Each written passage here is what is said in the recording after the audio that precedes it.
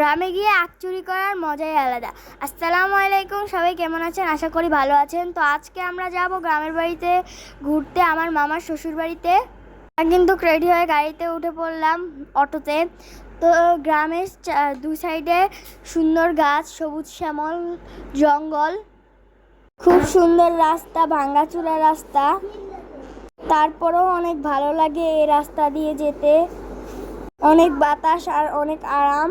তো এই যে আমরা চলে আসছি। তো এখানে আমরা আসার পরে একটু ঘুরতে আসলাম। এখানে এসে দেখি এখানে আবার আখও আছে। তো এইখানে সাহালে এখানে একটা ছোট্ট আখ গাছ দেখলো। তো এটা নিয়েও গবেষণা করতেছে আর বলতেছে, আবার আম্মুকে জিজ্ঞেস করতেছে যে এটা কি গাছ। তো এখানে কিন্তু আমরা আখ দেখতে পেলাম, খুব সুন্দর। এখানে আমরা আখগুলো নেওয়ার খুব চেষ্টা করতেছি, নাচানাচি করতেছি। আমাদের এখানে আখ নেওয়ার জন্য সাহায্য করছে রবিউল ভাইয়া।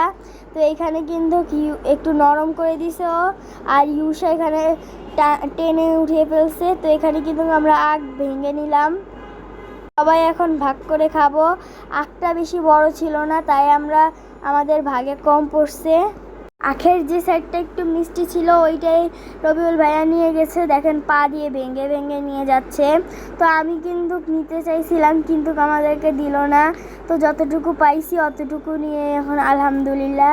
তো এই যে আমাদের প্রায় আখ খাওয়া শেষ।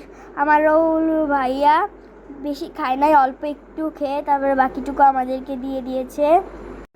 তো এখন আমরা আখ খাওয়ার পরে হাত আঠা হয়ে গেছে, তাই আমরা একটু পুকুরে নেমে হাত ধুয়ে নিলাম। সাহালে তো আখই পুরো ধুয়ে নিতেছে যেন আর আঠা হাতে না লাগে।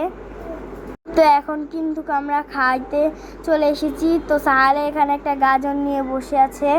তো খাওয়া দেরি হইতেছে, এই কারণেই সাহালে একটা গাজর নিয়ে বসে আছে, সালাদ।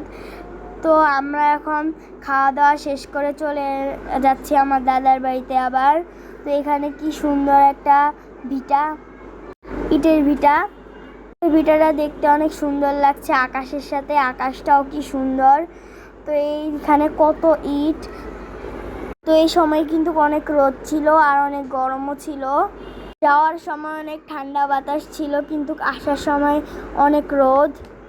ইটের ভিটার সাথে কিন্তু একটা নদী আছে, নদী হচ্ছে ডাকাতিয়া নদী। এটা আমাদের ছোট নদী বলে কথা। নানার বাড়িতে তো আসলে এই নদীটাতে আমরা আসতেও পারতাম।